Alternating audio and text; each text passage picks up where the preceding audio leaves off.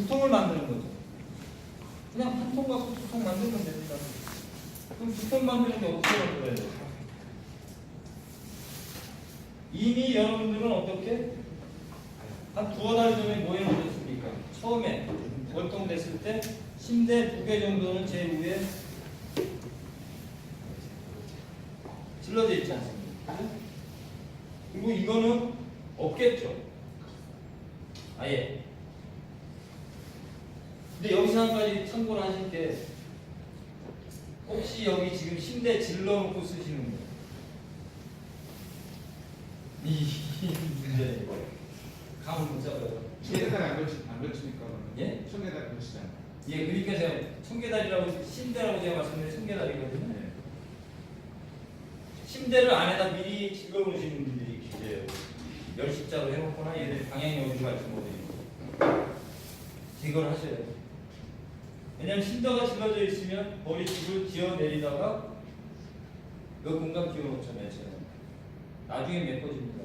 근데 이거 피해서 가는데 보름 걸린다 보다 내려가. 예. 뒤집어쓸 때 썰리던데. 뒤집으실 때 항상 날이 이렇게 돼 있어야 됩니다. 이렇게 돼 있으면 뒤집으면 이게 쏠리겠죠. 이렇게 뒤집으면 잘 안 쏠리거든요. 그런데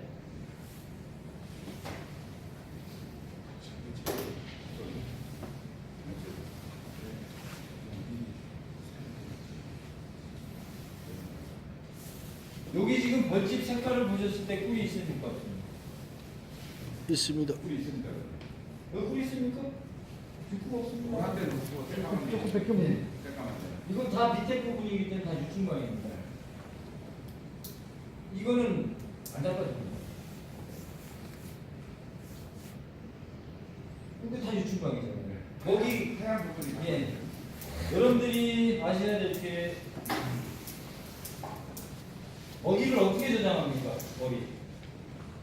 날아와서 먹이를 물고 와서 여기다 갖다 넣습니다. 이거 꿀이 됩니까? 안 됩니까?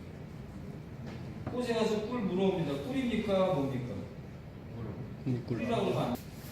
이거를 물어다가 여기다 넣습니다. 이거는 아직 꿀이 아니라 꿀이라고 하시면 안 될 것 같습니다. 근데 이걸 어떻게 갖다 물어다 놓고 이러면 또 일하러 나가죠. 그러면 이걸 누가 어떻게 하죠? 이 안에서 일하는 놈들이 내려와서 이걸 물고 올라가요. 예, 자꾸 쳐올린다고 표현을 하거든요. 그래서 저 꼭대기까지 올라가는 거예요. 그러면 토종꿀의 강점이 뭘까요? 여기서 잠깐 말씀을 드리면 양봉꿀은 이게 없답니다. 죄송합니다. 전화 과정에서 우리 흔히 이걸 갖다 전화당이라고 그러잖아요. 바다하고 포도당하고 분리되는 꿀은 그래서 그냥 먹는다고 그러죠. 이 꿀의 어떤 저장 특성, 벌통의 구조 때문에 생기는 현상이라는 벌의 특성이 아니라. 그래서 전화를 얼마나 많이 시켜줬느냐. 이거는 토종꿀이 월등히 강력합니다. 얼마 전에 제가 꿀 연구하시던 분하고 그러면 제가 그 얘기를 물어봤습니다. 그러면 양봉은 왜 그게 안 되느냐. 그게 안 되는 게 아니라 양봉도 사육 방식을 이런 식으로 가져가면 된답니다. 근데 이런 식으로 가져가기 위해서는 생산성이 현저히 떨어집니다. 그래서 이걸 해갖고는 채산이 안 나오니까 어떻게 미처 전화되기 전에 채미를 해야 되지 않습니까? 그 어떻게 됩니까? 가변기 쓰신다고 하시더라고요. 근데 가변기를 쓰므로 해서 그 전화를 시켜주는 거라고 그 꿀을 채밀어서 돌려주는 거예요. 근데 그거는 분해 이전에 어떤 파괴라고 얘기를 하는 분이 제가 있는 거거든요. 이건 벌들이 토종꿀은 다른 습성이 아닙니다. 아무 벌의 어떤 습성이 아니라 우리가 아무 생각 없이 옛날부터 써오던 그 벌통의 형태가 좋은 꿀을 만들어내는 구조였다는 거죠. 물어다가 요놈이 물고 올라오고 요놈이 물고 올라오고 하다 보니까 저울에 적용됐을 때는 충분히 결국 전화는 벌에 침하고 관련되지 않습니다. 이런 논리가 적용이 된다고 얘기하더라고요. 그런 어떤 부분에서 이 부위에는 별로 꿀이 없습니다. 그리고 저 같은 경우는 7칸 아까 말씀드렸잖아요. 위에다 공벌동을 보통 2칸 넣으면 몇 칸을 빚었죠? 아홉 칸을 뒤집는 겁니다. 근데 보면은 무겁지 않습니다. 왜냐하면 거의가 7칸이면 한 3칸만 뿌립니다. 4칸은 산란갑니다. 그만큼 산란율도, 심지어 저는 이런 경우도 봤습니다. 뚜껑 땄을 때 간간히 어디 가서 말씀을 드리거든요. 아까 세로 분봉을 하잖아요. 반쪽만 넣지 않습니까? 위에 그럼 얘네들이 집을 미쳐 짓기 전에 재산란도 하는데 위에 끼어나오고, 이 산란충이 뚜껑을 땄을 때 여기 꿀이 있어야 됩니까? 뭐가 있어야 됩니까? 7칸 되면 아까 말씀드린 분봉을 저는 시작을 한다 그랬는데 7칸이까지 거를 키웠는데도 뚜껑을 열어보니까 여기 사람만이 박혀있는 경우가 있어요. 한 이만큼. 그럼 그거는 그냥 머릿속에 그림을 그리면 이만큼이 다 산란판이죠. 그거는 엄청나게 많죠. 그런 경우 별로 꿀이 없습니다. 이런 거, 그런 왕을 골라내고 하는데 지금 질병 때문에 이게 좀 쉽지가 않은 거죠. 거기까지만 그런 왕만 아마 굉장히 만들어내도 벌은 어마어마하게 늘려날 수 있을 겁니다. 이런 어떤 부분들을 갖다가 뒤집을 때 한 7칸 정도 뒤집으면 저는 어떻게 심대 2개밖에 없어요. 여기밖에 없습니다. 월동날 때 들어가는 심대. 요 2개 갖고 모든 작업을 합니다. 그럼 7칸이 돼서 위에 공목통을 들고 9칸을 뒤집으면 그 다음에 작업은 수월하게 여기서 3개를 띄워서 나가면 됩니다. 아까 공칸 하나 넣는다고 말씀드렸죠. 요거를 뒤집었을 때 여러분들은 흔히 벌통 좌대가 있으면 전 벌통을 항상 돌려놓습니다. 집을 얘들이 삐딱하게 질 때도 있거든요. 그래서 요걸 가급적이면 이쪽으로 오게. 그래서 소문을 열고 이쪽 방향으로 들어서 이렇게 뒤집습니다. 그러면 어떻게 벌채가 옆으로 기울어집니까? 안 기울어지고. 예. 그냥 이런 식으로 뒤집어내는 겁니다. 그러면 거의 벌채가 옆으로. 그냥 심지어 내검을 여러분들은 저희들은 그런 얘기해요. 계량불통을 쓰면 내검하기가 좋습니다. 그죠? 근데 그럼 사각불통 쓰면 내검하기가 나쁘다. 지금 얘기하신 대로 심대로 질러놓으면 내검하기가 나빠요. 보통 2칸에 하나씩 그러시죠. 이거 안 꺾어집니다. 근데 7칸에 하나 박혀있는 건 어떨까요? 뒤집었을 때 휘청휘청합니다. 얼마든지 벌채를 옆으로 세워놓고 저희들은 그렇게 합니다. 돌멩이 하나 갖다 보여놓고 옆에다 이렇게 비스듬하게 놓고 이걸 어떻게? 한 장 한 장 내놓는 충분히 이놈의 병이 어느 정도 와 있는지 있어요. 그럼 부러지지 않느냐? 한번 해보십시오. 한번. 언제가 문제일까요? 아주 뜨거울 때.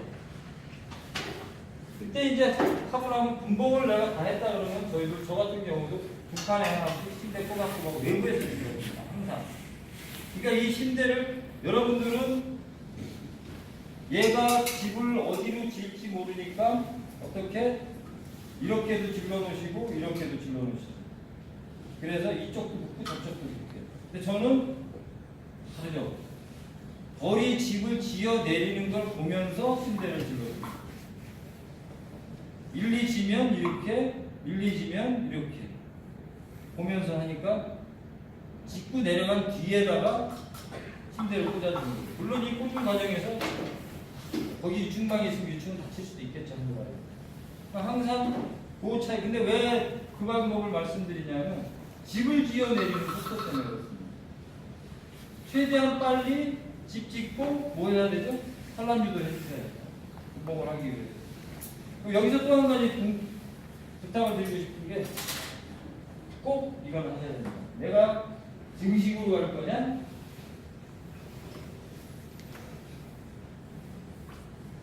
꿀로 갈 거냐?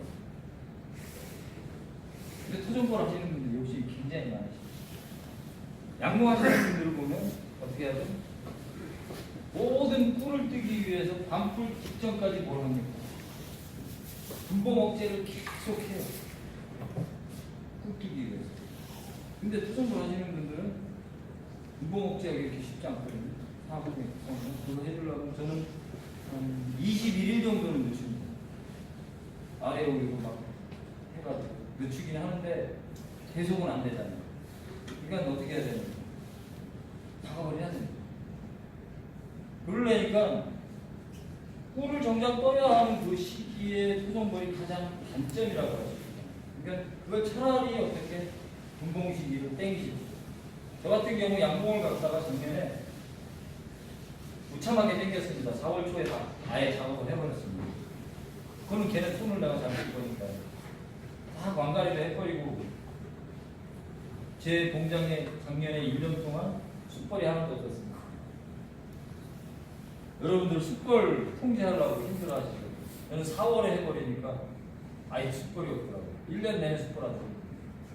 제가 누가 그 동네 분이 어디 벌 날라와서 앉았다고 가봤더니 교미상 요만큼 와서 도망와서 요만큼 앉아있길래 그거 딱 떠온 데에만 1년 내내 숯벌이 있었어요. 고기만 숯벌 몇 마리 있고 제 공장에는 숯벌이 양 공장에는 한 마리도 없었습니다. 한번 시도를 해보시는 것도, 저는 그 생각을 항상 저녁에 했었거든요. 아니 왜 또 6월 중순에 해야 되나? 토종벌도 똑같이 한번 최대한 보험 강화해 주시고 뭘 땡긴다는 거죠. 그럼 4월에 지금 얘기해서 20일쯤 한다? 한 일주일 땡겨가지고 해버리면, 근데 단점이 있습니다. 너무 날씨가 쌀쌀하면 교미의 문제가 있어요. 왜냐면 요한 혼자 교미하는 건 아니지 않습니까? 야는 날아나가도 숯벌이 나오지 않으니까. 보통 한 외기가, 저는 그래서 판단을 어떻게 하냐면 숯벌이 이를 다니나 안 다니나, 그리고 숯벌이 태어나도 애기벌이 바로 교미할 수 없지 않습니까? 적어도 2주 정도는 가까이 지나가야 되나, 12일 정도라고 하는데 2주 정도 돼야 됩니다. 그 기간을 계산해서 왕을 내가 만들면 나와서 3일 있다 그러면 16일에다가 3일이면 18일이죠. 18일 뒤에 숯벌값이 떨어진 거 이런 거 계산해서 맞춰가지고 왕을 출강시키면 거의 젊은 숯벌과 교미를 하게 할 수가 있습니다. 이런 부분들을 종합적으로 고려하셔가지고 유기적으로 만들어 가신다면, 아까 말씀드렸듯이 벌도 어느 정도는 늘려갈 수 있고, 그 다음에 꿀도 깨끗한 꿀을 쓸 수 있다는 거예요. 그러니까 지금 시기에 이제 3월, 지금 조금 있으면 이제 약재 처리를 하실 때입니다. 제발 토종벌 하시는 분들은 제일 심한 게 토종벌에서 노제마예요. 이거 잘 안 낫는다고 그러더라고요. 약을 근데 애지간히 많이 먹여갖고는 잘 안 낫으니까 어떻게, 저는 사람이 강한 거 하는 것도 마음이다. 3월 초에. 근데 이 시기가 굉장히 중요하더라고요. 약재를 처리해서 질병이 와서 병을 나서야 돼. 이거는 중요하지 않죠. 예방이죠. 예방이면 약재 양도 훨씬 덜 들어갑니다. 그리고 벌도 깨끗하고. 그래서 저는 다른 건 다 안 합니다. 부적병도 사실 안 씁니다. 저는 항생제 하나도 안 씁니다. 토종벌은 항생제를 신경 안 씁니다. 헛것병 별로 의미 없더라고요. 블랙캔젤 같은 거 신경 안 씁니다. 딱 저는 전에도 보면 두 가지만 딱 나옵니다. 질병이 걸려서 검사한 벌이 합병증을 조심하라고 그러는데, 저는 딱 남충봉합니다. 거기에 간간이 나오면 노제 맞은 것 같아요. 거의 병이라서 다 죽을 때도 거의 한 80%는 항상 아무 병도 없이 질병 검사를 받거든요. 요거만 있습니다. 항상 제가 뭐를 죽으면 다른 병이 와서 합병증이 와서 죽고 계시면 자신 있게 얘기해요. 남충밖에 없어요. 왜 검역원이 그건 저한테 거짓말 합니까? 어쩌다 간간이 노제 나왔습니다. 저는 그만큼 약재 처리를 합니다. 그리고 응애 같은 경우는 양봉은 진짜로 심각하게 생각하는 문제잖아요. 근데 토종벌 같은 경우는 전혀 생각해하지 않으셔도 됩니다. 또 하나, 소충은 사실 존재해 왔습니다. 전에도. 근데 이 소충은 계량품에서는 얘들이 잘 해결해요. 좀 면적이 넓은가 봐요. 밑바닥에 깔려 들어가는 걸 잘 못 청소하더라고요. 사각품에는 그 현상이 잘 없는데, 왜 계량품 같은 경우는 지금 시중에 아마 나오는 게 들면은 다 들리는 겁니다. 분리형입니다. 그게 그 당시 얘기할 때 이 분리형을 얘기했던 게 소충제로 때문에 아예 밑판 드러내고 싹 긁어내던가 판을 콕제로 갈아줘라, 그런 의미로 분리형으로 갔던 거거든요. 그런 어떤 부분인데, 소충은 사실 차각고통에서 심각하게 타격 안 되죠. 어디에서 타격을 줘요? 약국에는 약국 같은 경우는 위에 자리 잡아버리면 얘들 거의 흙이 없어. 얘들이 다 먹어버려. 근데 소충 같은 경우만 좀 신경 쓰지. 그러니까 토종벌에서는 지금 사실 로제마 지금 시기에 좀 설사를 해서 그렇지 벌이 아픈 건 아니거든. 흙이 다 없어. 만약에 우리가 친환경으로 간다? 약 하나도 안 줘도 됩니다. 내가 완전하게 친환경 끌게 아무것도 안 할래. 그럼 이거 아무것도 안 줘요. 딱 하나만 신경 쓰시면 돼요. 난 궁금한 지겨워. 요거만 해결된다면 그런 거는 얼마든지 가능하고. 근데 이거는 없잖아요. 근데 최근에 몇몇 분들이 얘기하시는 분들이 계세요. 그런 걸 접해서 한번 해보시면 될 것 같습니다. 쓸기 시작합니다.